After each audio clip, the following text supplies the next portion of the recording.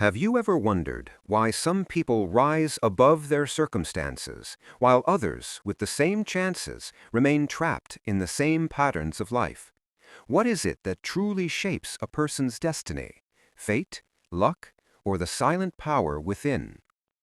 Welcome to Noctis, Inkborne, a space where timeless wisdom is given voice and where the deepest questions of human life are explored through calm, thoughtful narration. Today, we begin James Allen's transformative work, The Mastery of Destiny. In this book, Allen reveals that destiny is not a mystery governed by chance, but a path shaped by one's thoughts, habits, discipline, and character. He teaches that anyone, regardless of background or struggle, can begin to carve a new direction in life through inner mastery. As you listen, let these ideas settle gently in your mind. You will discover how personal responsibility becomes strength, how self-control shapes outcomes, and how every individual holds the power to rise above limitation and build a life of purpose and clarity. This is The Mastery of Destiny, narrated for you by Noctis Inkborne. Let us begin. Chapter 1. Deeds, Character, and Destiny. There is, and always has been, a widespread belief in fate or destiny, that is, in an eternal and inscrutable power which apportions definite ends to both individuals and nations. This belief has arisen from long observation of the facts of life. Men are conscious that there are certain occurrences which they cannot control and are powerless to avert. Birth and death, for instance, are inevitable, and many of the incidents of life appear equally inevitable. Men strain every nerve for the attainment of certain ends, and gradually they become conscious of a power which seems to be not of themselves, which frustrates their puny efforts and laughs, as it were, at their fruitless striving and struggle. As men advance in life, they learn to submit more or less to this overruling power which they do not understand, perceiving only its effects in themselves and the world around them, and they call it by various names, such as God, providence, fate, destiny, etc.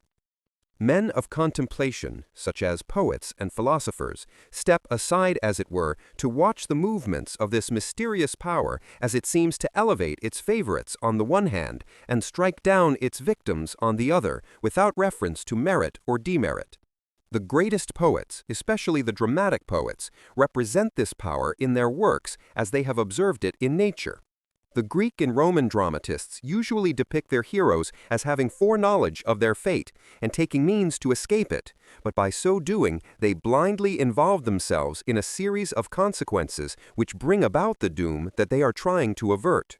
Shakespeare's characters, on the other hand, are represented, as in nature, with no foreknowledge, except in the form of presentiment, of their particular destiny. Thus, according to the poets, whether the man knows his fate or not, he cannot avert it, and every conscious or unconscious act of his is a step towards it. Omar Khayyam's moving finger is a vivid expression of this idea of fate. The moving finger writes, and having writ, moves on, nor all thy piety nor wit shall lure it back to cancel half a line, nor all thy tears wash out a word of it. Thus, men in all nations and times have experienced in their lives the action of this invincible power, or law, and in our nation today, this experience has been crystallized in the terse proverb, "Man proposes, God disposes." But, contradictory as it may appear, there is an equally widespread belief in man's responsibility as a free agent. All moral teaching is an affirmation of man's freedom to choose his course and mold his destiny. And man's patient and tireless efforts in achieving his ends are declarations of consciousness, of freedom and power. This dual experience of fate on the one hand and freedom on the other has given rise to the interminable controversy between the believers in fatalism and the upholders of free will, a controversy which was recently revived under the term determinism versus free will. Between apparently conflicting extremes, there is always a middle way of balance, justice, or compensation, which, while it includes both extremes, cannot be said to be either one or the other, and which brings both into harmony. And this middle way is the point of contact between two extremes. Truth cannot be a partisan, but by its nature is the reconciler of extremes. And so in the matter we are considering, there is a golden mean, which brings fate and free will into close relationship, wherein indeed it is seen that these two indisputable facts in human life, for such they are but two aspects of one central law, one unifying and all-embracing principle, namely the law of causation in its moral aspect.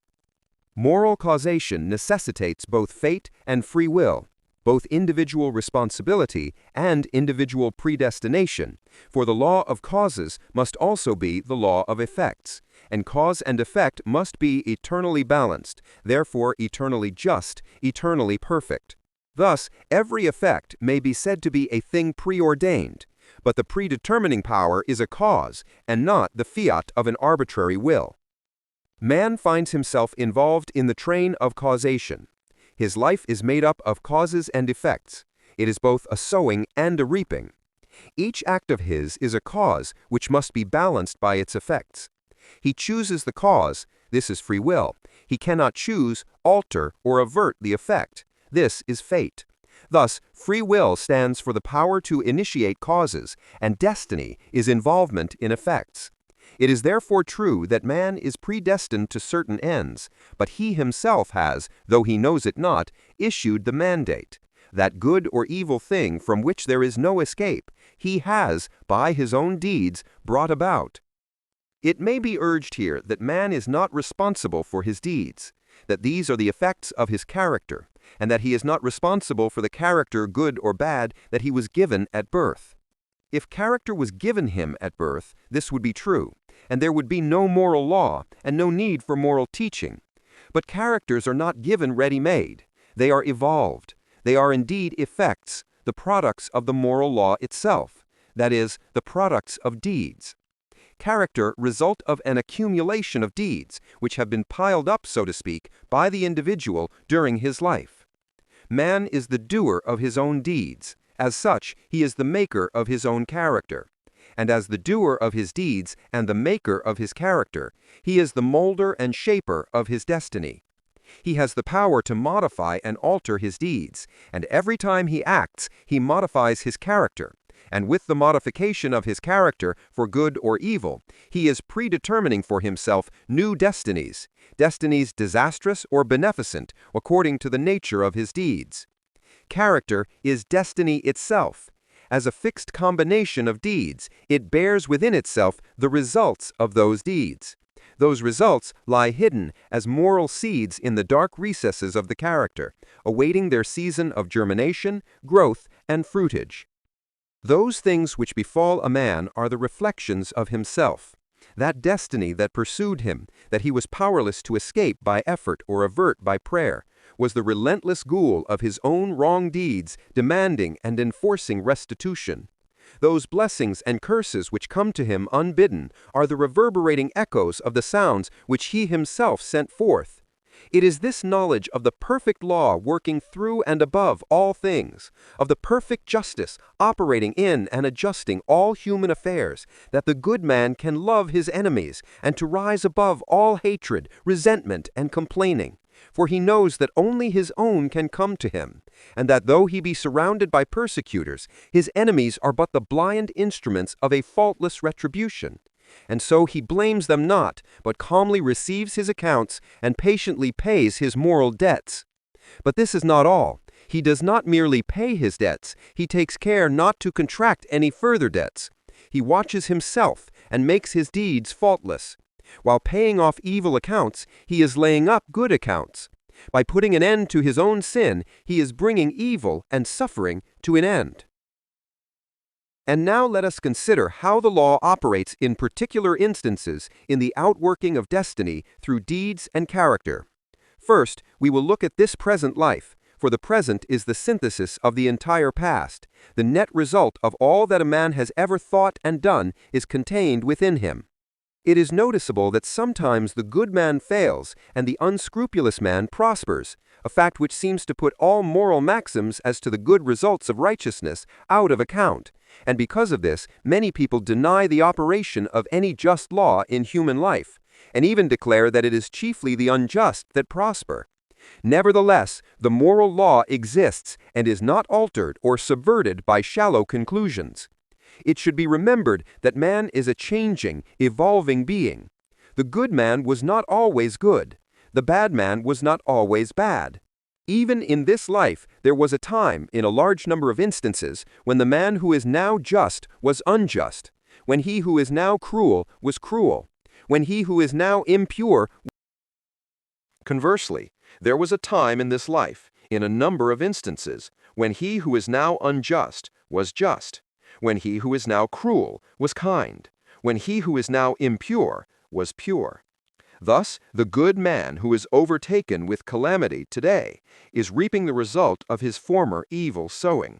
Later, he will reap the happy result of his present good sowing, while the bad man is now reaping the result of his former good sowing. Later, he will reap the result of his present sowing of bad. Characteristics are fixed habits of mind, the results of deeds. An act repeated a large number of times becomes unconscious or automatic. That is, it then seems to repeat itself without any effort on the part of the doer, so that it seems to him almost impossible not to do it, and then it has become a mental characteristic. Here is a poor man out of work. He's honest and is not a shirker. He wants work and cannot get it. He tries hard and continues to fail. Where's the justice in his lot? There was a time in this man's condition when he had plenty of work. He felt burdened with it. He shirked it and longed for ease. He thought how delightful it would be to have nothing to do. He did not appreciate the blessedness of his lot. His desire for ease is now gratified, but the fruit for which he longed and which he thought would taste so sweet has turned to ashes in his mouth. The condition which he aimed for, namely, to have nothing to do, he has reached, and there he is compelled to remain till his lesson is thoroughly learned. And he is surely learning that habitual ease is degrading, that to have nothing to do is a condition of wretchedness, and that work is a noble and blessed thing. His former desires and deeds have brought him where he is, and now his present desire for work, his ceaseless searching and asking for it, will just as surely bring about its own beneficent result. No longer desiring idleness, his present condition will, as an effect, the cause of which is no longer propagated, soon pass away, and he will obtain employment. And if his whole mind is now set on work, and he desires it above all else, then when it comes, he will be overwhelmed with it. It will flow into him from all sides, and he will prosper in his industry. Then, if he does not understand the law of cause and effect in human life, he will wonder why work comes to him, apparently unsought, while others, who seek it strenuously, fail to obtain it. Nothing comes unbidden. Where the shadow is, there also is the substance.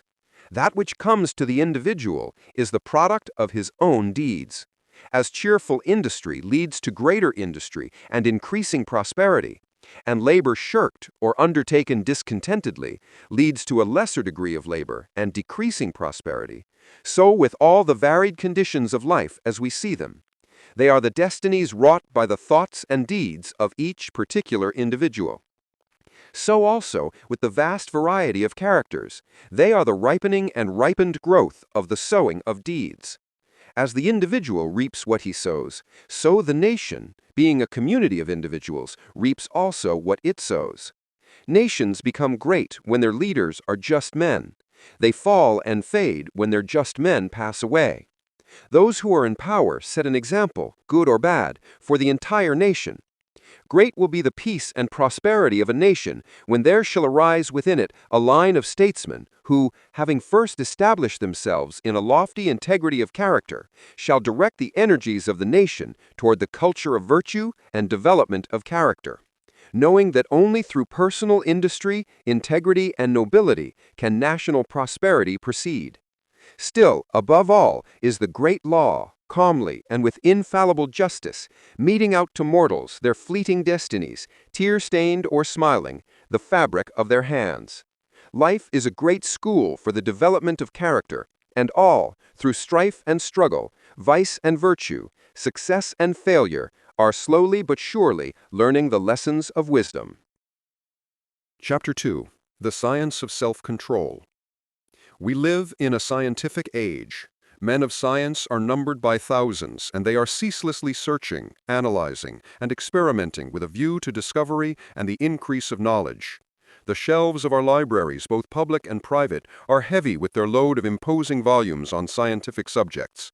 And the wonderful achievements of modern science are always before us, whether in our homes or in our streets, in country or town, on land or sea. There shall we have before us some marvelous device, some recent accomplishment of science, for adding to our comfort, increasing our speed, or saving the labor of our hands. Yet with all our vast store of scientific knowledge and its startling and rapidly increasing results in the world of discovery and invention, there is in this age one branch of science which has so far fallen into decay as to have become almost forgotten. A science, nevertheless, which is of greater importance than all the other sciences combined, and without which all science would but subserve the ends of selfishness and aid in man's destruction. I refer to the science of self-control. Our modern scientists study the elements and forces which are outside themselves, with the object of controlling and utilizing them. The ancients studied the elements and forces which were within themselves, with a view to controlling and utilizing them, and the ancients produced such mighty masters of knowledge in this direction, that to this day they are held in reverence as gods, and the vast religious organizations of the world are based upon their achievements. Wonderful as are the forces in nature, they are vastly inferior to that combination of intelligent forces which comprise the mind of man, and which dominate and direct the blind mechanical forces of nature. Therefore, it follows that to understand, control, and direct the inner forces of passion, desire, will, and intellect is to be in possession of the destinies of men and nations. As in ordinary science, there are in this divine science degrees of attainment, and a man is great in knowledge, great in himself, and great in his influence on the world, in the measure that he is great in self-control. He who understands and dominates the forces of external nature is the natural scientist, but he who understands and dominates the internal forces of the mind is the divine scientist, and the laws which operate in gaining a knowledge of external appearances also operate in gaining a knowledge of internal varieties. A man cannot become an accomplished scientist in a few weeks or months, nay, not even in a few years, but only after many years of painstaking investigation can he speak with authority and be ranked among the masters of science. Likewise, a man cannot acquire self-control and become possessed of the wisdom and peace-giving knowledge that self-control confers, but by many years of patient labor, a labor which is all the more arduous because it is silent and both unrecognized and unappreciated by others. And he who would pursue this science successfully must learn to stand alone and to toil unrewarded as far as any outward emolument is concerned. The natural scientist pursues, in acquiring his particular kind of knowledge, the following 5 orderly and sequential steps. 1. Observation. That is, he closely and persistently observes the facts of nature. 2. Experiment. Having become acquainted by repeated observations with certain facts, he experiments with those facts, with the view to the discovery of natural laws. He puts his facts through rigorous processes of analysis, and so finds out what is useless and what of value, and he rejects the former and retains the latter. 3. Classification. Having accumulated and verified a mass of facts by numerous observations and experiments, he commences to classify those facts, to arrange them in orderly groups, with the object of discovering some underlying law, some hidden and unifying principle which governs, regulates, and binds these facts together. 4. Deduction. Thus he passes on to the 4th step of deduction. From the facts and results which are before him, he discovers certain invariable modes of action, and thus reveals the hidden laws of things. 5. Knowledge. Having proven and established certain laws, it may be said of such a man that he knows. He is a scientist, a man of knowledge. But the attainment of scientific knowledge is not the end, great as it is. Men do not attain knowledge for themselves alone, nor to keep it locked secretly in their hearts, like a beautiful jewel in a dark chest. The end of such knowledge is use, service, the increase of the comfort and happiness of the world. Thus, when a man has become a scientist, he gives the world the benefit of his knowledge and unselfishly bestows upon mankind the results of all his labors. Thus, beyond knowledge, there is a further step of use. That is, the right and unselfish use of the knowledge acquired, the application of knowledge to invention for the common weal. It will be noted that the 5 steps or processes enumerated follow in orderly succession, and that no man can become a scientist who omits any one of them. Without the first step of systematic observation, for instance, he could not even enter the realm of knowledge of nature's secrets. At first, the searcher for such knowledge has before him a mass of things. These things he does not understand. Many of them, indeed, seem to be irreconcilably opposed one to another, and there is apparent confusion. But by patiently and laboriously pursuing these 5 processes, he discovers the order, nature, and essences of things, perceives the central law or laws that bind them together in harmonious relationship, and so puts an end to confusion and ignorance. As with the natural scientist, so with the divine scientist, he must pursue with the same self-sacrificing diligence 5 progressive steps in the attainment of self-knowledge, self-control. These 5 steps are the same as with the natural scientist, but the process is reversed. The mind, instead of being centered on external things, is turned back upon itself, and the investigations are pursued in the realm of mind, that is, one's own mind, instead of in that of matter. At first, the searcher for divine knowledge is confronted with that mass of desires, passions, emotions, ideas, and intellections which comprise himself, which is the basis of all his actions and from which his life proceeds. This combination of invisible yet powerful forces appears confusedly. Some of them stand, apparently, in direct conflict with each other, without any appearance or hope of reconciliation. His mind in its entirety, too, with his life which proceeds from that mind, does not seem to have any equitable relation to many other minds and lives about him. And altogether there is a condition of pain and confusion from which he would fain escape. Thus he begins by keenly realizing his state of ignorance, for no one could acquire either natural or divine knowledge if he were convinced that without study or labor he already possessed it.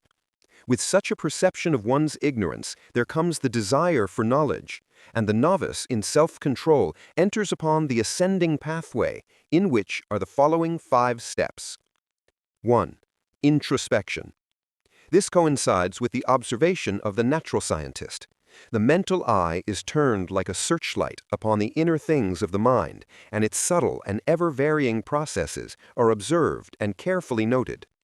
This stepping aside from selfish gratifications, from the excitements of worldly pleasures and ambitions, in order to observe, with the object of understanding one's nature, is the beginning of self-control. Hitherto, the man has been blindly and impotently borne along by the impulses of his nature, the mere creature of things and circumstances. But now he puts a check on his impulses, and instead of being controlled, begins to control. 2. Self-analysis. Having observed the tendencies of the mind, they are then closely examined and are put through a rigid process of analysis. The evil tendencies, those that produce painful effects, are separated from the good tendencies, those that produce peaceful effects. And the various tendencies, with the particular actions they produce, and the definite results which invariably spring from these actions, are gradually grasped by the understanding, which is at last enabled to follow them in their swift and subtle interplay and profound ramifications. It is a process of testing and proving, and for the searcher, a period of being tested and proved. 3. Adjustment. By this time, the practical student of things divine has clearly before him every tendency and aspect of his nature, down to the profoundest promptings of his mind and the most subtle motives of his heart. There is not a spot or corner left which he has not explored and illuminated with the light of self-examination. He is familiar with every weak and selfish point, every strong and virtuous quality. It is considered the height of wisdom to be able to see ourselves as others see us, but the practitioner of self-control goes far beyond this. He not only sees himself as others see him, he sees himself as he is. Thus, standing face to face with himself, not striving to hide away from any secret fault, no longer defending himself with pleasant flatteries, neither underrating himself or overrating himself or his powers, and no more cursed with self-praise or self-pity. He sees the full magnitude of the task which lies before him, sees clearly ahead the heights of self-control, and knows what work he has to do to reach them. He is no longer in a state of confusion, but has gained a glimpse of the laws which operate in the world of thought, and he now begins to adjust his mind in accordance with those laws. This is a process of weeding, sifting, cleansing. As the farmer weeds, cleans, and prepares the ground for his crops, so the student removes the weeds of evil from his mind, cleanses and purifies it, preparatory to sowing the seeds of righteous actions which shall produce the harvest of a well-ordered life. 4. Righteousness. Having adjusted his thoughts and deeds to those minor laws which operate in mental activities, in the production of pain and pleasure, unrest and peace, sorrow and bliss, he now perceives that there is involved in those laws one great central law, which, like the law of gravitation in the natural world, is supreme in the world of mind. A law to which all thoughts and deeds are subservient, and by which they are regulated and kept in their proper sphere. This is the law of justice or righteousness, which is universal and supreme. To this law he now conforms. Instead of thinking and acting blindly as the nature is stimulated and appealed to by outward things, he subordinates his thoughts and deeds to this central principle. He no longer acts from self, but does what is right, what is universally and eternally right. He is no longer the abject slave of his nature and circumstances. He is the master of his nature and circumstances. He is no longer carried hither and thither on the forces of his mind. He controls and guides those forces to the accomplishment of his purposes. Thus, having his nature in control and subjection, not thinking thoughts nor doing deeds which oppose the righteous law, and which, therefore, that law annuls with suffering and defeat, he rises above the dominion of sin and sorrow, ignorance and doubt, and is strong, calm, and peaceful. 5. Pure knowledge.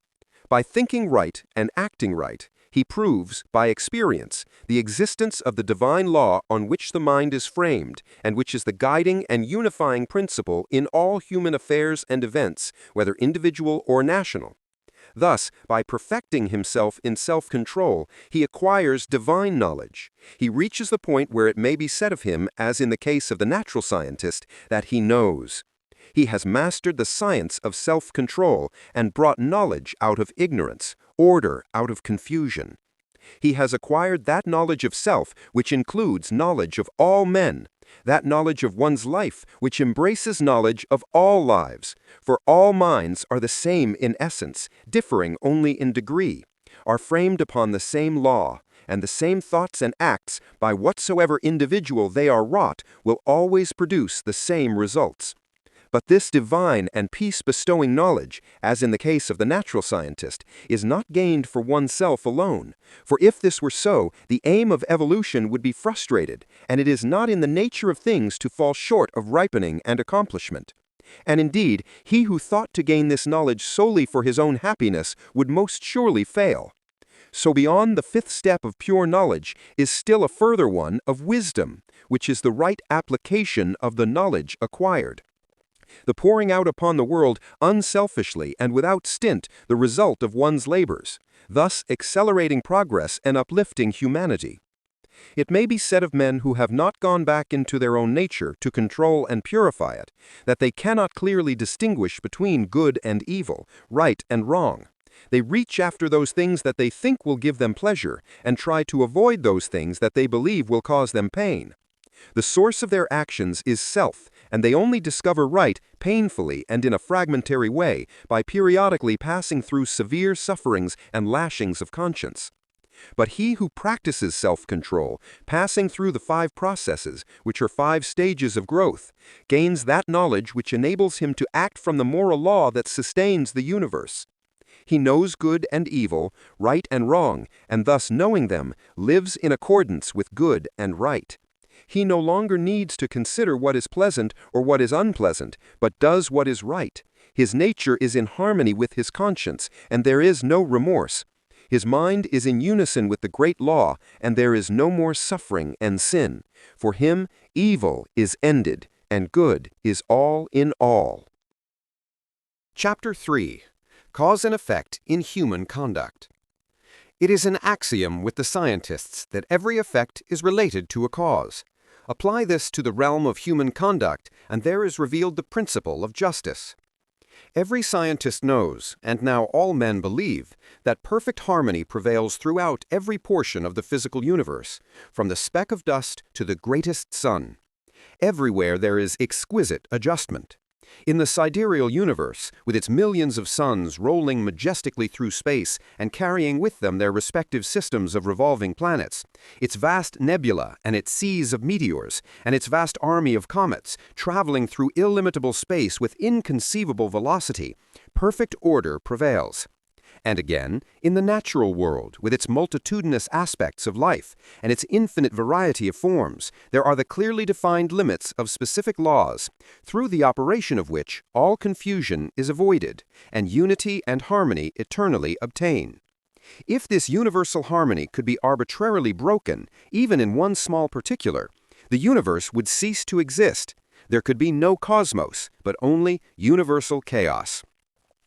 Nor can it be possible in such a universe of law that there should exist any personal power which is above, outside, and superior to such law in the sense that it can defy it or set it aside. For whatsoever beings exist, whether they be men or gods, they exist by virtue of such law. And the highest, best, and wisest among all beings would manifest his greater wisdom by his more complete obedience to that law which is wiser than wisdom, and than which nothing more perfect could be devised. All things, whether visible or invisible, are subservient to, and fall within the scope of, this infinite and eternal law of causation. As all things seen obey it, so all things unseen, the thoughts and deeds of men, whether secret or open, cannot escape it. Do right, it recompenseth. Do one wrong, the equal retribution must be made. Perfect justice upholds the universe. Perfect justice regulates human life and conduct. All the varying conditions of life as they obtain in the world today are the result of this law reacting on human conduct. Man can, and does, choose what causes he shall set in operation, but he cannot change the nature of effects. He can choose what thoughts he shall think, and what deeds he shall do, but he has no power over the results of those thoughts and deeds. These are regulated by the overruling law. Man has all power to act, but his power ends with the act committed. The result of the act cannot be altered, annulled, or escaped. It is irrevocable. Evil thoughts and deeds produce conditions of suffering. Good thoughts and deeds determine conditions of blessedness. Thus man's power is limited to, and his blessedness or misery is determined by his own conduct. To know this truth renders life simple, plain, and unmistakable. All the crooked paths are straightened out, the heights of wisdom are revealed, and the open door to salvation from evil and suffering is perceived and entered. Life may be likened to a sum in arithmetic. It is bewilderingly difficult and complex to the pupil who has not yet grasped the key to its correct solution. But once this is perceived and laid hold of, it becomes astonishingly simple as it was formerly profoundly perplexing. Some idea of this relative simplicity and complexity of life may be grasped by fully recognizing and realizing the fact that while there are scores and perhaps hundreds of ways in which a sum may be done wrong, there is only one way by which it can be done right. And that when that right way is found, the pupil knows it to be the right way. His perplexity vanishes, and he knows that he has mastered the problem. It is true that the pupil, while doing his sum incorrectly, may, and frequently does, think he has done it correctly, but he is not sure. His perplexity is still there, and if he is an earnest and apt pupil, he will recognize his own error when it is pointed out by the teacher. So in life, men may think they are living rightly while they are continuing through ignorance to live wrongly.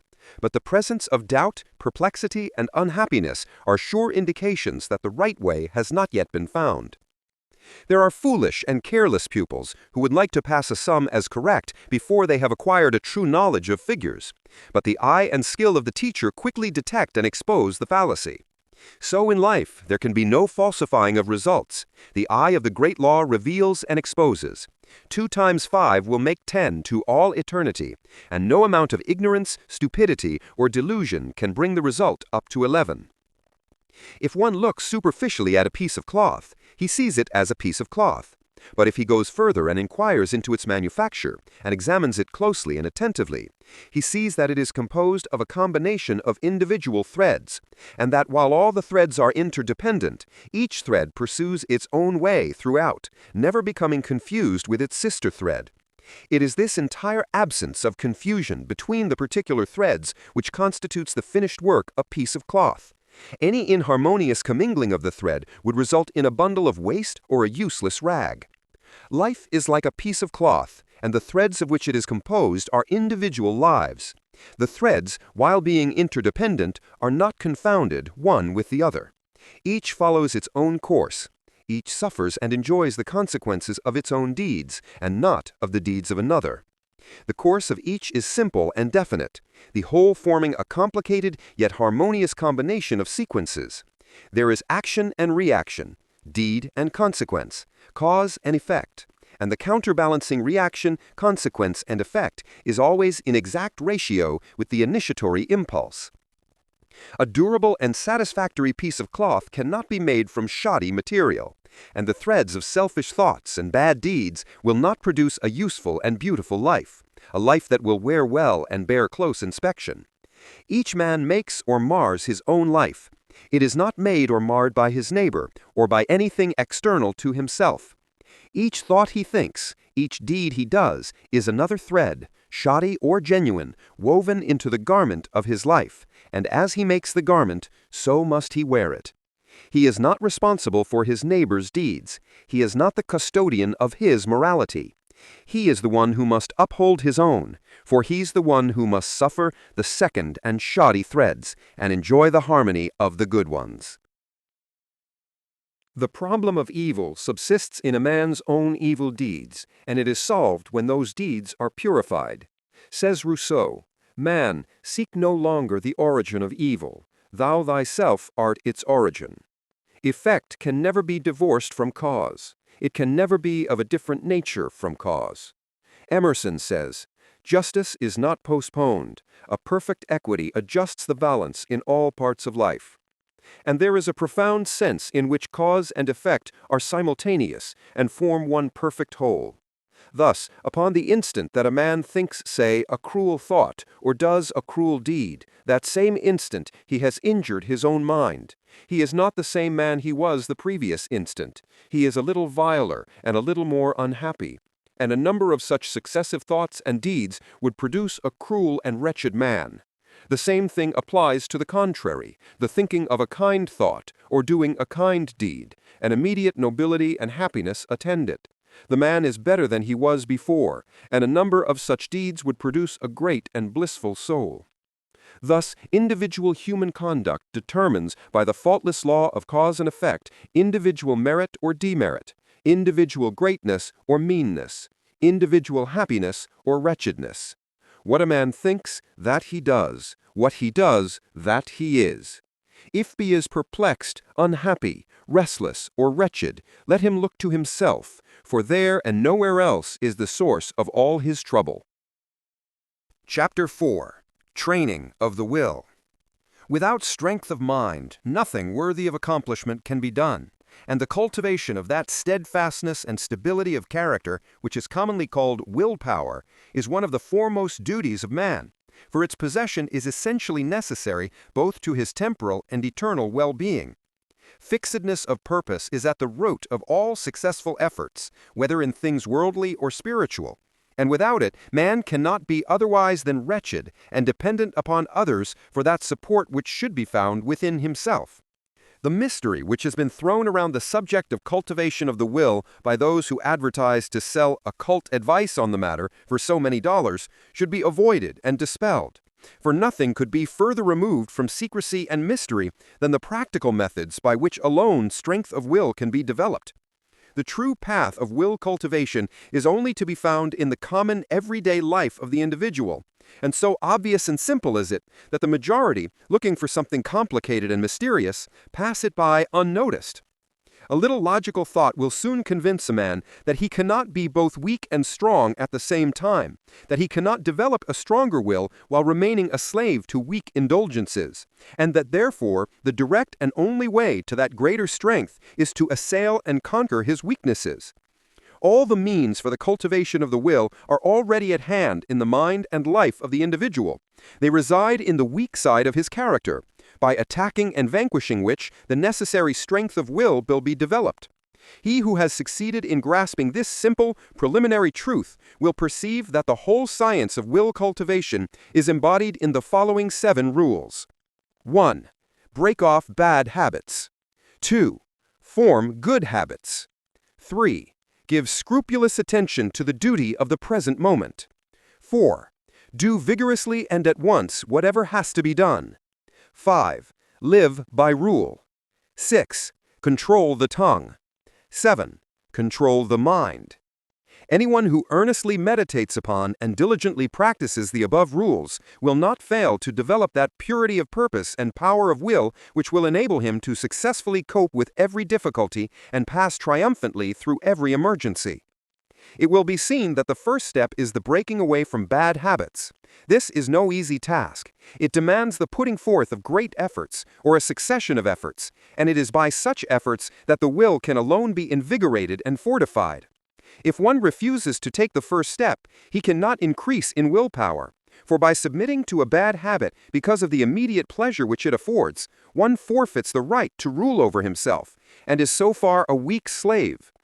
He who thus avoids self-discipline and looks about for some occult secrets for gaining willpower at the expenditure of little or no effort on his part is deluding himself and is weakening the willpower which he already possesses. The increased strength of will which is gained by success in overcoming bad habits enables one to initiate good habits. For while the conquering of a bad habit requires merely strength of purpose, the forming of a new one necessitates the intelligent direction of purpose. To do this, a man must be mentally active and energetic, and must keep a constant watch upon himself. As a man succeeds in perfecting himself in the second rule, it will not be very difficult for him to observe the third, that of giving scrupulous attention to the duty of the present moment. Thoroughness is a step in the development of the will that cannot be passed over. Slipshod work is an indication of weakness. Perfection should be aimed at even in the smallest task. By not dividing the mind, but giving the whole attention to each separate task as it presents itself, singleness of purpose and intense concentration of mind are gradually gained, 2 mental powers which give weight and worth of character, and bring repose and joy to their possessor. The fourth rule, that of doing vigorously and at once whatever has to be done, is equally important. Idleness and a strong will cannot go together, and procrastination is a total barrier to the acquisition of purposeful action. Nothing should be put off until another time, not even for a few minutes. That which ought to be done now should be done now. This seems a little thing, but it is of far-reaching importance. It leads to strength, success, and peace. The man who is to manifest a cultivated will must also live by certain fixed rules. He must not blindly gratify his passions and impulses, but must school them to obedience. He should live according to principle and not according to passion. He should decide what he will eat and drink and wear, and what he will not eat and drink and wear. How many meals per day he will have, and at what times he will have them. At what time he will go to bed, and at what time he will get up.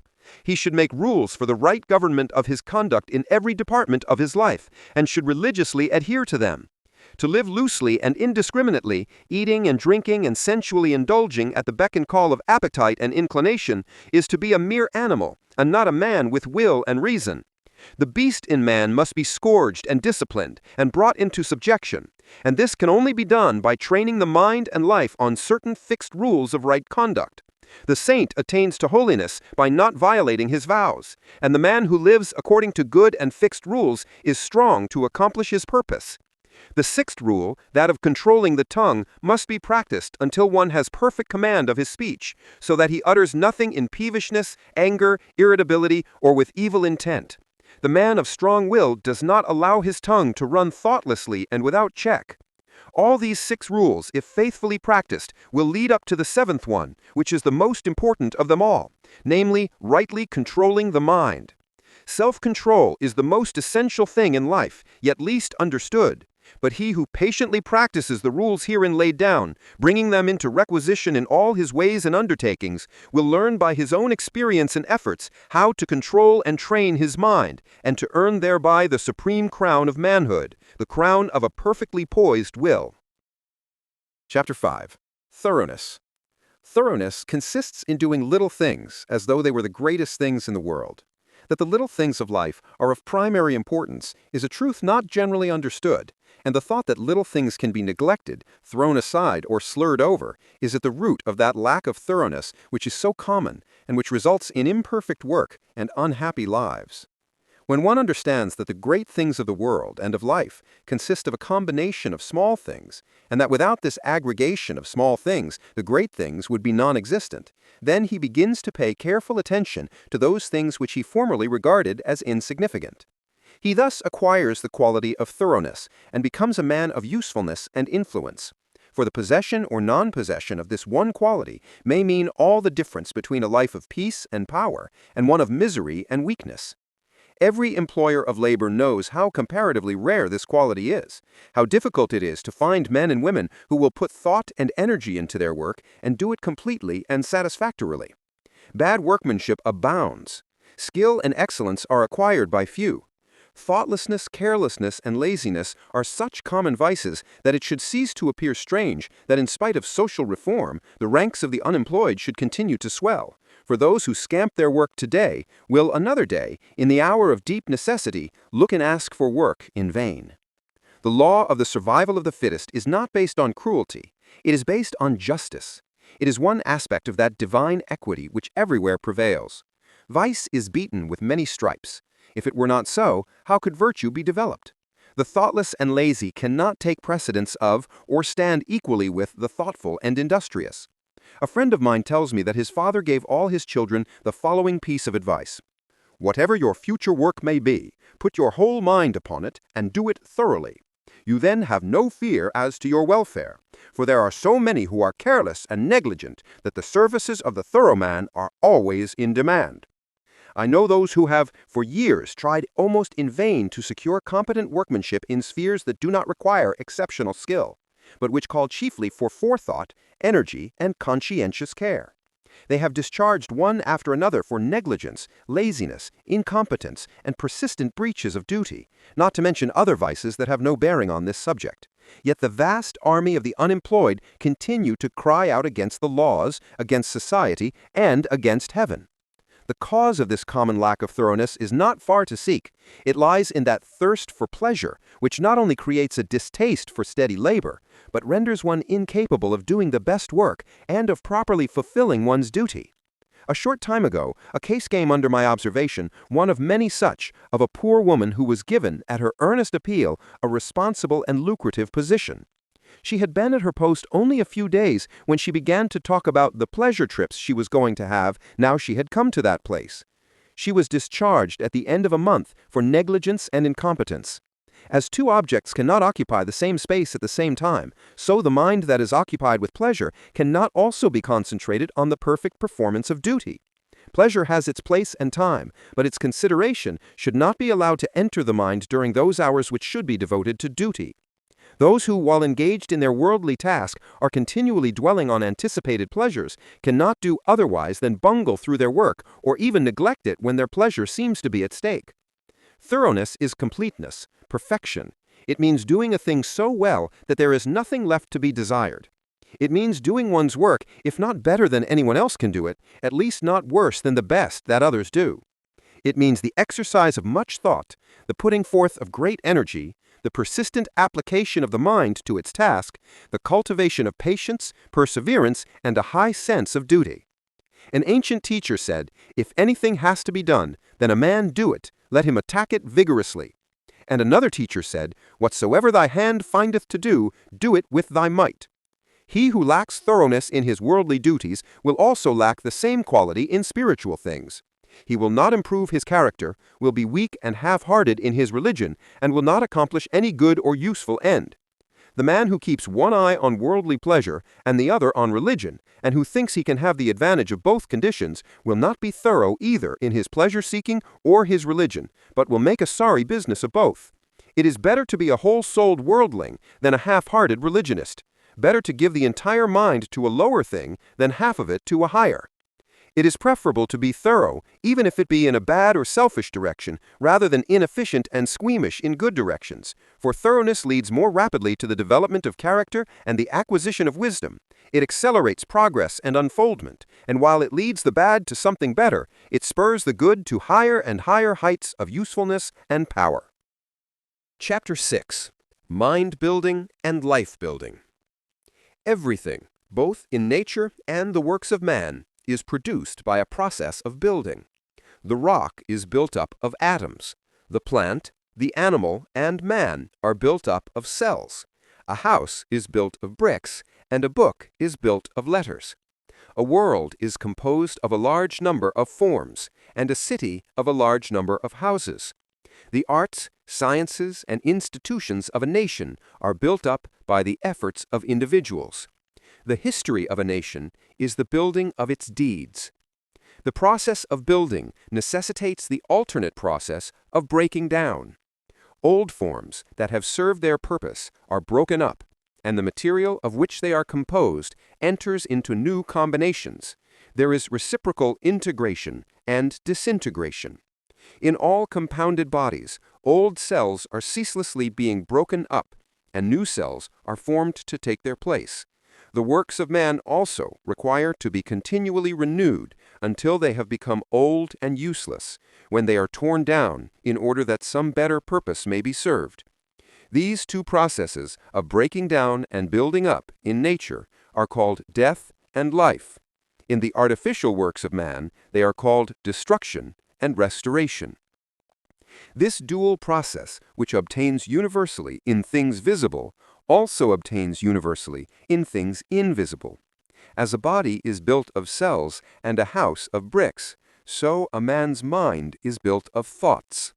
The various characters of men are none other than compounds of thoughts of varying combinations. Herein we see the deep truth of the saying, "As a man thinketh in his heart, so is he." Individual characteristics are fixed processes of thought. That is, they are fixed in the sense that they have become such an integral part of the character that they can only be altered or removed by a protracted effort of the will and by much self-discipline. Character is built in the same way as a tree or a house is built, namely by the ceaseless addition of new material, and that material is thought. By the aid of millions of bricks, a city is built. By the aid of millions of thoughts, a mind, a character is built. Every man is a mind builder, whether he recognizes it or not. Every man must perforce think, and every thought is another brick laid down in the edifice of mind. Such bricklaying is done loosely and carelessly by a vast number of people, the result being unstable and tottering characters that are ready to go down under the first little gust of trouble or temptation. Some also put into the building of their minds large numbers of impure thoughts. These are so many rotten bricks that crumble away as fast as they are put in, leaving always an unfinished and unsightly building, and one which can afford no comfort and no shelter for its possessor. Debilitating thoughts about one's health, enervating thoughts concerning unlawful pleasures, weakening thoughts of failure, and sickly thoughts of self-pity and self-praise are useless bricks with which no substantial mind temple can be raised. Pure thoughts, wisely chosen and well placed, are so many durable bricks that will never crumble away, and from which a finished and beautiful building, and one which affords comfort and shelter for its possessor, can be rapidly erected. Bracing thoughts of strength, of confidence, of duty, inspiring thoughts of a large, free, unfettered, and unselfish life are useful bricks with which a substantial mind temple can be raised, and the building of such a temple necessitates that old and useless habits of thought be broken down and destroyed. Build thee more stately mansions, O my soul, as the swift seasons roll. Each man is the builder of himself. if he is the occupant of a jerry-built hovel of a mind that lets in the rains of many troubles and through which blow the keen winds of oft-recurring disappointments, let him get to work to build a more noble mansion which will afford him better protection against those mental elements. Trying to weakly shift the responsibility for his jerry-building onto the devil or his forefathers or anything or anybody but himself will neither add to his comfort nor help him to build a better habitation. When he wakes up to a sense of his responsibility and an approximate estimate of his power, then he will commence to build like a true workman and will produce a symmetrical and finished character that will endure and be cherished by posterity, and which, while affording a never-failing protection for himself, will continue to give shelter to many a struggling one when he has passed away. The whole universal forms, which are built up by the great invisible and unerring power, it will be found that the observance of mathematical law is carried out with unfailing exactitude down to the most minute detail. The microscope reveals the fact that the infinitely small is as perfect as the infinitely great. A snowflake is as perfect as a star.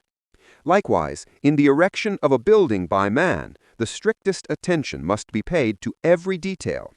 A foundation must first be laid, and although it is to be buried and hidden, it must receive the greatest care and be made stronger than any other part of the building.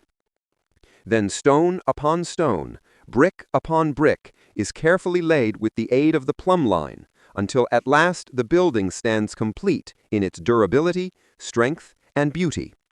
Even so is it with the life of a man. He who would have a life secure and blessed, a life freed from the miseries and failures to which so many fall victims, must carry the practice of the moral principles into every detail of his life, into every momentary duty and trivial transaction. In every little thing he need be thorough and honest, neglecting nothing. To neglect or misapply any little detail, be he commercial man, agriculturalist, professional man, or artisan, is the same as neglecting a stone or a brick in a building, and it will be a source of weakness and trouble. The majority of those who fail and come to grief do so through neglecting the apparently insignificant details. It is a common error to suppose that little things can be passed by, and that the greater things are more important and should receive all attention. But a cursory glance at the universe, as well as a little serious reflection on life, will teach the lesson that nothing great can exist which is not made up of small details, and in the composition of which every detail is perfect. He who adopts the four ethical principles as the law and base of his life, who raises the edifice of character upon them, who in his thoughts and words and actions does not wander from them, whose every duty and every passing transaction is performed in strict accordance with their exactions, such a man, laying down the hidden foundation of integrity of heart securely and strongly, cannot fail to raise up a structure which shall bring him honor, and he is building a temple in which he can repose in peace and blessedness, even the strong and beautiful temple of his life. Chapter 7. Cultivation of Concentration. Concentration, or the bringing of the mind to a center and keeping it there, is vitally necessary to the accomplishment of any task. It is the father of thoroughness and the mother of excellence. As a faculty, it is not an end in itself, but is an aid to all faculties, all work. Not a purpose in itself, it is yet a power which serves all purposes. Like steam in mechanics, it is a dynamic force in the machinery of the mind and the functions of life. The faculty is a common possession, though in its perfection it is rare. Just as will and reason are common possessions, though a perfectly poised will and a comprehensive reason are rare possessions. And the mystery which some modern mystical writers have thrown around it is entirely superfluous.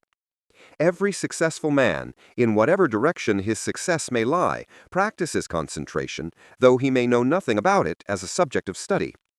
Every time one becomes absorbed in a book or task, or is rapt in devotion, or assiduous in duty, concentration, in a greater or lesser degree, is brought into play. Many books purporting to give instructions on concentration make its practice and acquisition an end in itself. Than this, there is no surer nor swifter way to its destruction.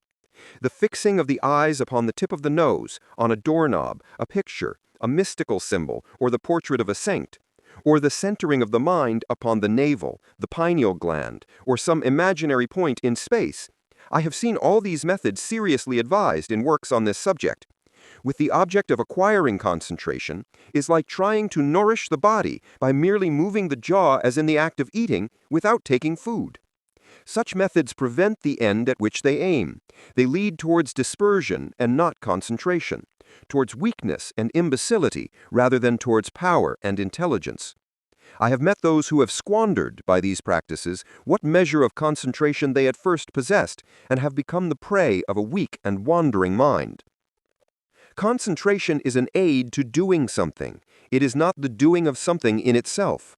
A ladder has no divine knowledge, or the sweeping of a floor, without resorting to methods that have no practical bearing on life.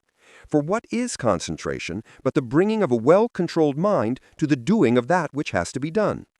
He who does his work in an aimless, a hurried, or thoughtless manner, and resorts to his artificial concentration methods, to his doorknob, his picture, or nasal extremity, in order to gain that which he imagines to be some kind of mystical power, but which is a very ordinary quality and practical question, though he may drift towards insanity, and I knew one man who became insane by these practices, he will not increase in steadiness of mind. The great enemy of concentration, and therefore of all skill and power, is a wavering, wandering, undisciplined value in and of itself, but only insofar as it enables us to reach something we could not otherwise reach. In like manner, concentration is that which enables the mind to accomplish with ease that which it would otherwise be impossible to accomplish, but of itself it is a dead thing, and not a living accomplishment. Concentration is so interwoven with the uses of life that it cannot be separated from duty, and he who tries to acquire it apart from his task, his duty, will not only fail, but diminish and not increase his mental control and executive capacity, and so render himself less and less fit to succeed in his undertakings.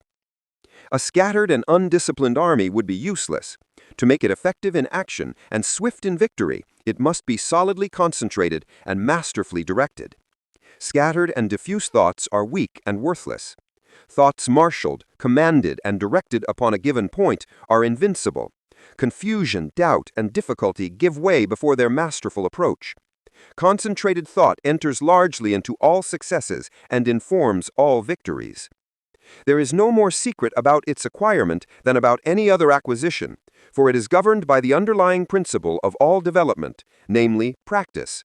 To be able to do a thing, you must begin to do it, and keep on doing it until the thing is mastered. This principle prevails universally in all arts, sciences, trades, in all learning, conduct, religion. To be able to paint, one must paint. To know how to use a tool skillfully, he must use the tool. To become learned, he must learn. To become wise, he must do wise things. And to successfully concentrate his mind, he must concentrate it. But the doing is not all. It must be done with energy and intelligence. The beginning of concentration, then, is to go to your daily task and put your mind on it, bringing all your intelligence and mental energy to a focus upon that which has to be done. And every time the thoughts are found wandering aimlessly away, they should be brought promptly back to the thing in hand.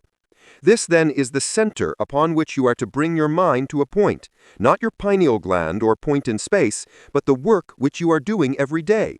And your object in thus concentrating is to be able to do your work with smooth rapidity and consummate skill.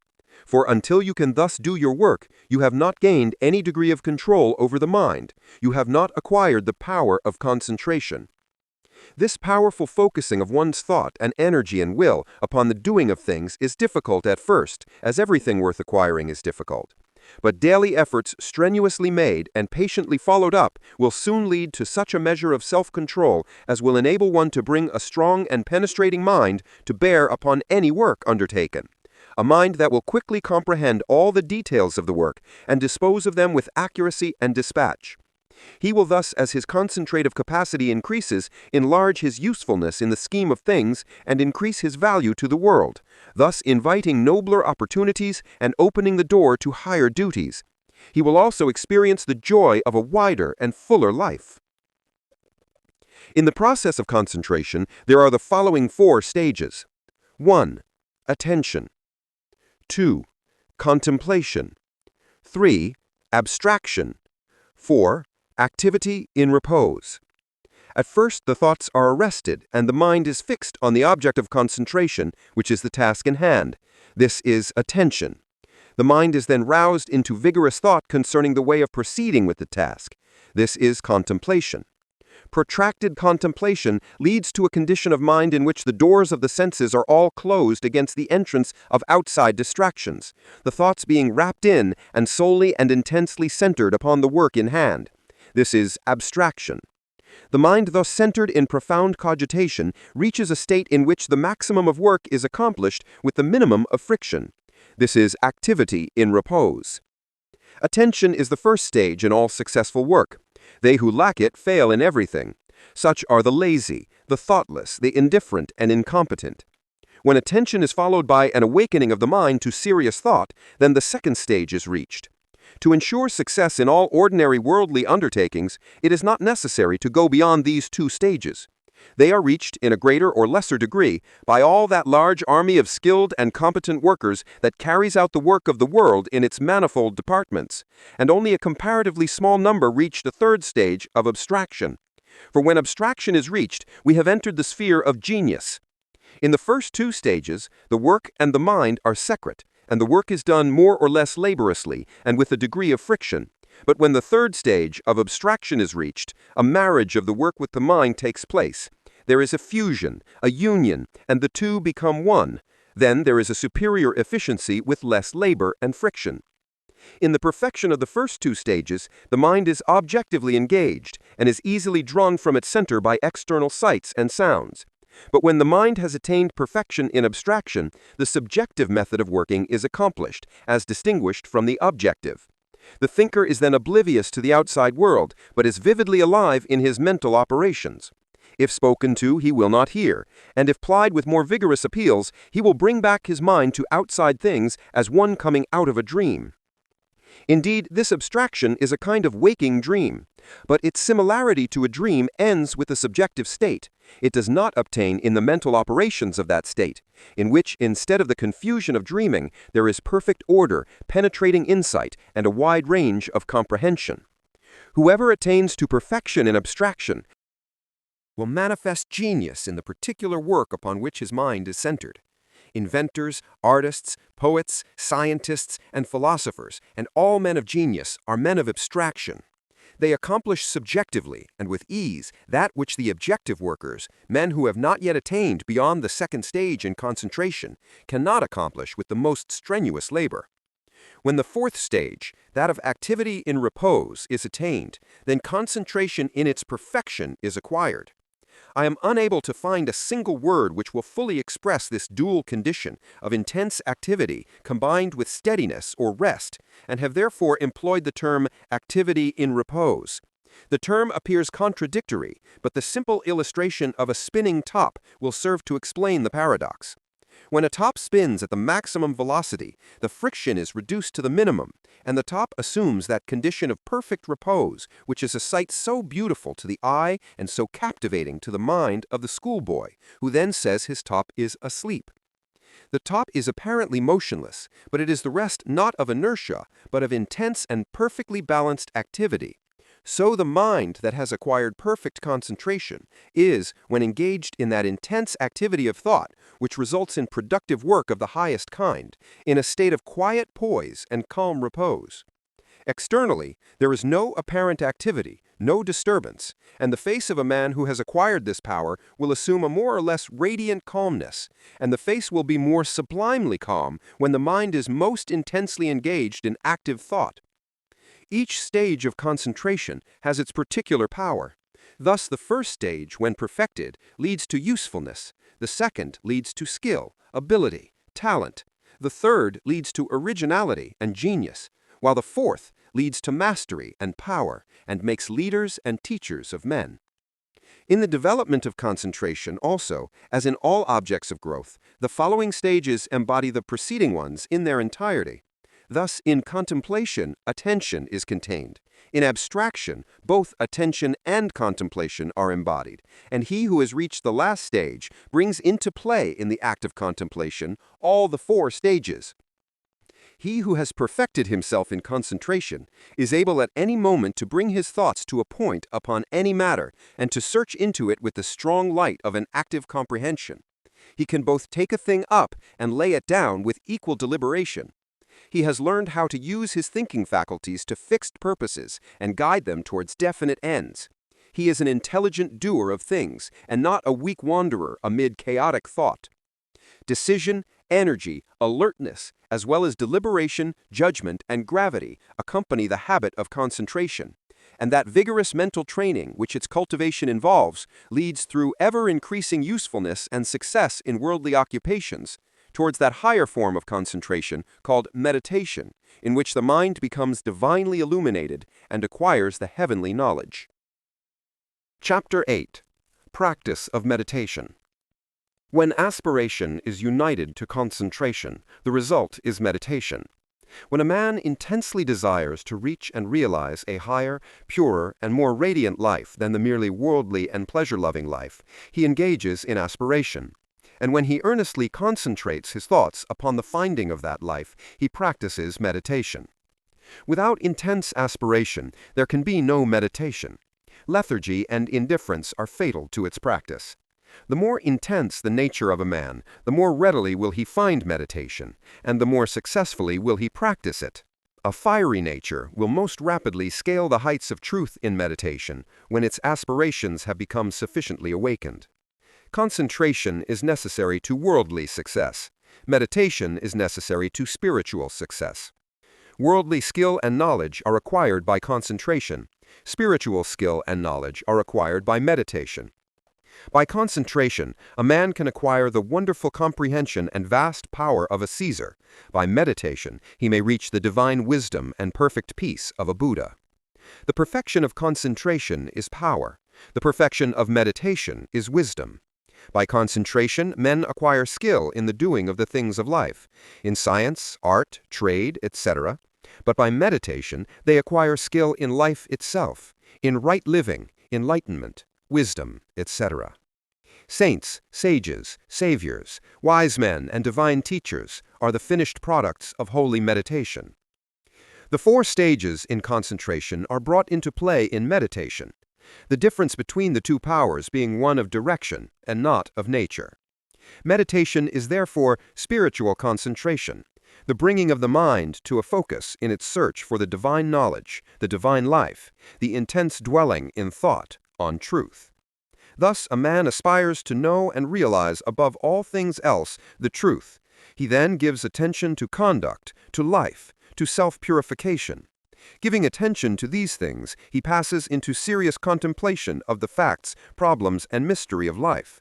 Thus contemplating, he comes to love truth so fully and intensely as to become wholly absorbed in it. The mind is drawn away from its wanderings in a multitude of desires and, solving one by one the problems of life, realizes that profound union with truth that is the state of abstraction. And thus, absorbed in truth, there is that balance and poise of character, that divine action in repose, that is the abiding calm and peace of an emancipated and enlightened mind. Meditation is more difficult to practice than concentration, because it involves a much more severe self-discipline than that which obtains in concentration. A man can practice concentration without purifying his heart and life, whereas the process of purification is inseparable from meditation. The object of meditation is divine enlightenment, the attainment of truth, and is therefore interwoven with practical purity and righteousness. Thus, while at first the time spent in actual meditation is short, perhaps only half an hour in the early morning, the knowledge gained in that half hour of vivid aspiration and concentrated thought is embodied in practice during the whole day. In meditation, therefore, the entire life of a man is involved, and as he advances in its practice, he becomes more and more fitted to perform the duties of life in the circumstances in which he may be placed, for he becomes stronger, holier, calmer, and wiser. The principle of meditation is twofold, namely, 1. Purification of the heart by repetitive thought on pure things. 2. attainment of divine knowledge by embodying such purity in practical life. Man is a thought being, and his life and character are determined by the thoughts in which he habitually dwells.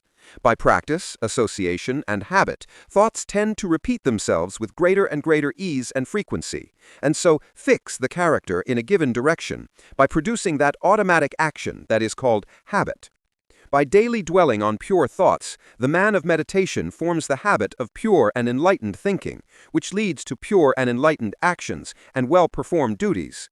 By the ceaseless repetition of pure thoughts, he at last becomes one with those thoughts and is a purified being, manifesting his attainment in pure actions in a serene and wise life. The majority of men live in a series of conflicting desires, passions, emotions, and speculations, and there is restlessness, uncertainty, and sorrow. But when a man begins to train his mind in meditation, he gradually gains control over this inward conflict by bringing his thoughts to a focus on a central principle. In this way, the old habits of impure and erroneous thought and action are broken up, and the new habits of pure and enlightened thought and action are formed.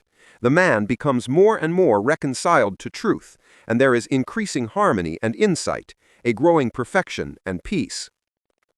A powerful and lofty aspiration towards truth is always accompanied by a keen sense of the sorrow and brevity and mystery of life, and until this condition of mind is reached, meditation is impossible. Merely musing or whiling away the time in idle dreaming, habits to which the word meditation is frequently applied, are very far removed from meditation in the lofty spiritual sense which we attach to that condition. It is easy to mistake reverie for meditation. This is a fatal error which must be avoided by one striving to meditate. The two must not be confounded. Reverie is a loose dreaming into which a man falls. Meditation is a strong, purposeful thinking into which a man rises. Reverie is easy and pleasurable. Meditation is difficult and irksome. Reverie is dangerous. It undermines self-control. Meditation is protective. It establishes self-control. There are certain signs by which one can know whether he is engaging in reverie or meditation. The indications of reverie are 1. A desire to avoid exertion. 2. A desire to experience the pleasures of dreaming. 3. A distaste for one's worldly duties. 4. A desire to shirk one's worldly responsibilities. 5. Fear of consequences. 6. A wish to get money with as little effort as possible. 7. Lack of self-control.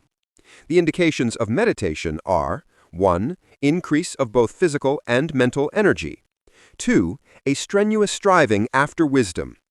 3. A decrease of irksomeness in the performance of duty. 4. A fixed determination to faithfully fulfill all worldly responsibilities. 5. Freedom from fear.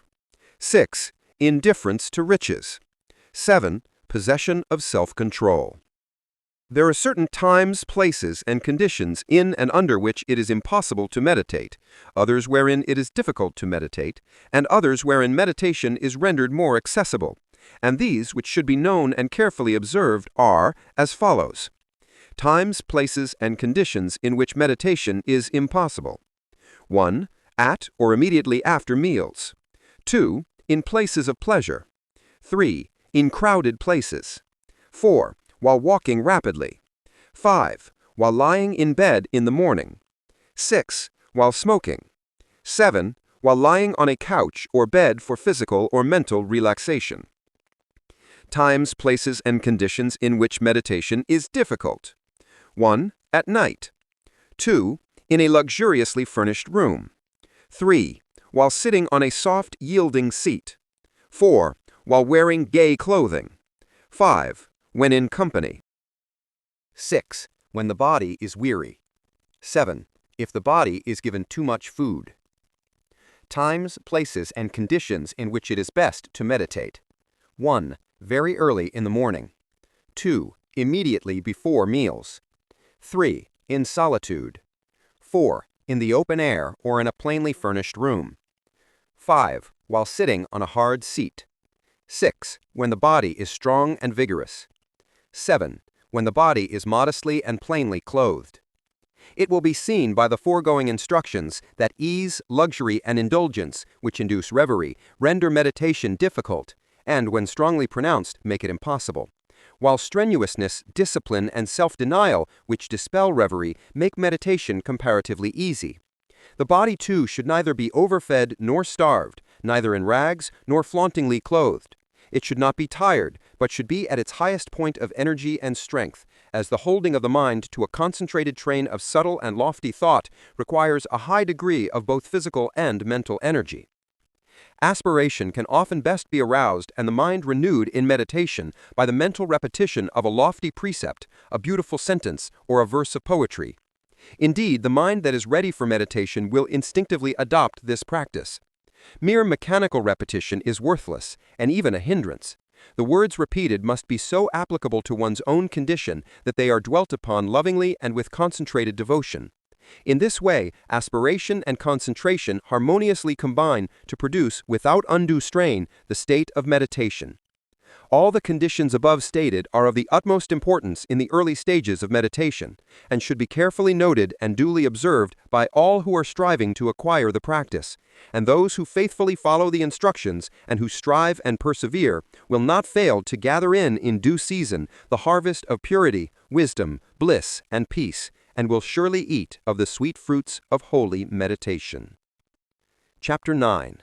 The Power of Purpose. Dispersion is weakness. Concentration is power. Destruction is a scattering. Preservation a uniting process. Things are useful and thoughts are powerful in the measure that their parts are strongly and intelligently concentrated. Purpose is highly concentrated thought. All the mental energies are directed to the attainment of an object, and obstacles which intervene between the thinker and the object are one after another broken down and overcome. Purpose is the keystone in the temple of achievement. It binds and holds together in a complete whole that which would otherwise lie scattered and useless. Empty whims, ephemeral fancies, vague desires, and half-hearted resolutions have no place in purpose. In the sustained determination to accomplish, there is an invincible power which swallows up all inferior considerations and marches direct to victory. All successful men are men of purpose. They hold fast to an idea, a project, a plan, and will not let it go. They cherish it, brood upon it, tend and develop it, and, when assailed by difficulties, they refuse to be beguiled into surrender. Indeed, the intensity of the purpose increases with the growing magnitude of the obstacles encountered. The men who have molded the destinies of humanity have been men mighty of purpose. Like the Roman laying his road, they have followed along a well-defined path and have refused to swerve aside, even when torture and death confronted them. The great leaders of the race are the mental road makers, and mankind follows in the intellectual and spiritual paths which they have carved out and beaten. Great is the power of purpose. To know how great, let a man study it in the lives of those whose influence has shaped the ends of nations and directed the destinies of the world. In an Alexander, a Caesar, or a Napoleon, we see the power of purpose when it is directed in worldly and personal channels. In a Confucius, a Buddha, or a Christ, we perceive its vaster power when its course is along heavenly and impersonal paths. Purpose goes with intelligence. There are lesser and greater purposes according to degrees of intelligence. A great mind will always be great of purpose. A weak intelligence will be without purpose. A drifting mind argues a measure of undevelopment. What can resist an unshakable purpose? What can stand against it or turn it aside? Inert matter yields to a living force, and circumstance succumbs to the power of purpose. Truly, the man of unlawful purpose will, in achieving his ends, destroy himself. But the man of good and lawful purpose cannot fail. It only needs that he daily renew the fire and energy of his fixed resolve to consummate his object. The weak man, who grieves because he is misunderstood, will not greatly achieve. The vain man who steps aside from his resolve in order to please others and gain their approbation will not highly achieve. The double-minded man who thinks to compromise his purpose will fail. The man of fixed purpose who, whether misunderstandings and foul accusations or flatteries and fair promises rain upon him, does not yield a fraction of his resolve, is the man of excellence and achievement, of success, greatness, power. Hindrances stimulate the man of purpose. Difficulties nerve him to renewed exertion. Mistakes, losses, pains do not subdue him. and failures are steps in the ladder of success, for he is ever conscious of the certainty of final achievement. All things at last yield to the silent, irresistible, all-conquering energy of purpose. Out of the night that covers me, black as the pit from pole to pole, I thank whatever gods may be for my unconquerable soul. In the fell clutch of circumstance, I have not whined nor cried aloud. Under the bludgeoning of chance, my head is bloody but unbowed. It matters not how strait the gate, how charged with punishment the scroll. I am the master of my fate. I am the captain of my soul. Chapter 10. The Joy of Accomplishment. Joy is always the accompaniment of a task successfully accomplished. An undertaking completed or a piece of work done always brings rest and satisfaction. As a man has done his duty, he is light-hearted and happy, says Emerson. And no matter how insignificant the task may appear, the doing of it faithfully and with whole-souled energy always results in cheerfulness and peace of mind. Of all miserable men, the shirker is the most miserable. Thinking to find ease and happiness in avoiding difficult duties and necessary tasks which require the expenditure of labor and exertion, his mind is always uneasy and disturbed. He becomes burdened with an inward sense of shame and forfeits manliness and self-respect. He who will not work according to his faculty, let him perish according to his necessity, says Carlyle. And it is a moral law that the man who avoids duty and does not work to the full extent of his capacity does actually perish, first in his character and last in his body and circumstances. Life and action are synonymous, and immediate a man tries to escape exertion, either physical or mental, he has commenced to decay. On the other hand, the energetic increase in life by the full exercise of their powers, by overcoming difficulties, and by bringing to completion tasks that called for the strenuous use of mind or muscle. How happy is a child when a school lesson, long labored over, is mastered at last! The athlete who has trained his body through long months or years of discipline and strain is richly blessed in his increased health and strength, and is met with the rejoicings of his friends when he carries home the prize from the field of contest. After many years of ungrudging toil, the heart of the scholar is gladdened with the advantages and powers which learning bestows. The businessman grappling incessantly with difficulties and drawbacks is amply repaid in the happy assurance of well-earned success, and the horticulturist, vigorously contending with the stubborn soil, sits down at last to eat of the fruits of his labor. Every successful accomplishment, even in worldly things, is repaid with its own measure of joy. And in spiritual things, the joy which supervenes upon the perfection of purpose is sure, deep, and abiding. Great is the heartfelt joy, albeit ineffable, when after innumerable and apparently unsuccessful attempts, some ingrained fault of character is at last cast out to trouble its erstwhile victim and the world no more. The striver after virtue, he who is engaged in the holy task of building up a noble character, tastes at every step of conquest over self a joy that does not again leave him, but which becomes an integral part of his spiritual nature. All life is a struggle. Both without and within, there are conditions against which man must contend. His very existence is a series of efforts and accomplishments, and his right to remain among men as a useful unit of humanity depends on the measure of his capacity for wrestling successfully with the elements of nature without or with the enemies of virtue and truth within. It is demanded of man that he shall continue to strive after better things, after greater perfection, after higher and higher achievements. And in accordance with the measure of his obedience to this demand, does the angel of joy wait upon his footsteps and minister unto him. For he who is anxious to learn, eager to know, and put forth efforts to accomplish, finds the joy that eternally sings at the heart of the universe. First in little things, then in greater things, and then in greater still, must man strive, until at last he is prepared to make the supreme effort and strive for the accomplishment of truth, succeeding in which he will realize the eternal joy. The price of life is effort. The acme of effort is accomplishment. The reward of accomplishment is joy. Blessed is the man who strives against his own selfishness. He will taste in its fullness the joy of accomplishment. If you made it to this moment, you're not just a viewer. You're someone who's building themselves from the inside out. Here at Noctis Inkborne, every audiobook we share is chosen to strengthen your mind, sharpen your discipline, and help you shape the life you know you're capable of. If this journey spoke to you, if even one idea sparked something inside you, then subscribe now, because this is only the beginning. New audiobooks, deeper wisdom, and powerful transformations are waiting for you here.